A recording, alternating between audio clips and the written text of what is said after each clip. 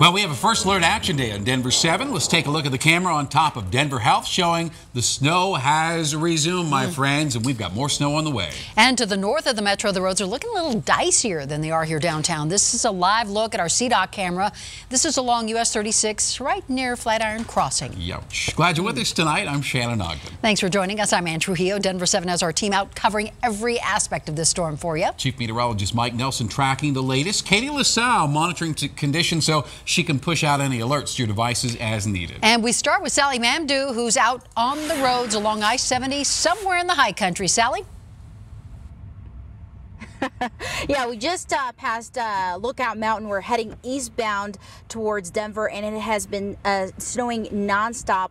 Let's go ahead and take a look at that dash cam. You see the traffic here is stop and go, and that has been the story for the last hour and a half, and just been going like that. And I'll tell you what, visibility is really tough right now. And it's actually a good thing that the traffic is not going really fast, because what happens is on the other side of the highway heading westbound, not much traffic, and you're seeing a lot of cars slide off because they're speeding up a little bit. But here you can't really speed because there are just so many cars on the road. And as you can see, the snow accumulation right now on the highway, we've seen plows going back and forth on both sides of the highway here, trying to plow as much as possible. And earlier today, we saw that slide off we were talking about. We talked to a guy that slid off and luckily walked away with no injuries. Take a listen. I was going 45 miles per hour, just slid into the snow. I crashed into this wall right here, this mountain right here. The front end is really messed up. And it is cold outside. It's about 8 degrees, guys. Very cold. But again, it's stop and go traffic, and has been the case for the last hour. On the other side, not too many cars on the other side of the highway. But in the meantime, we'll send it back into the studio. And Mike, we're expecting the snow to continue for the next couple of hours. That's all right. Look at this snow currently, Sally. This is the view, not much of a view, from the City Park in Denver. Snow falling heavily there. Snow falling heavily up at Loveland Ski Area as well.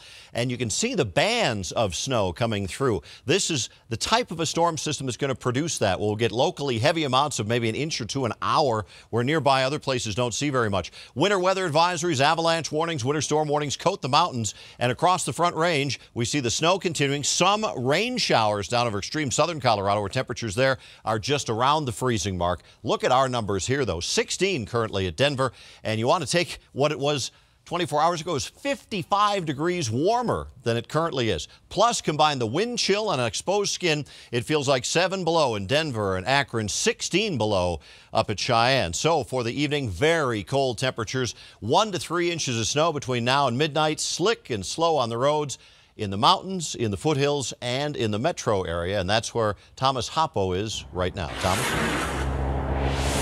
Well, Mike, I'm right over here, just a little bit north of the Castle Pines exit on I-25. Now, we have traffic flowing pretty well here on I-25 South and I-25 North. If you're getting off of work here in a few minutes, you should have decent traffic flow and decent roads at that time, because CDOT has been here in the past hour. I've seen about 3 plows around this area already.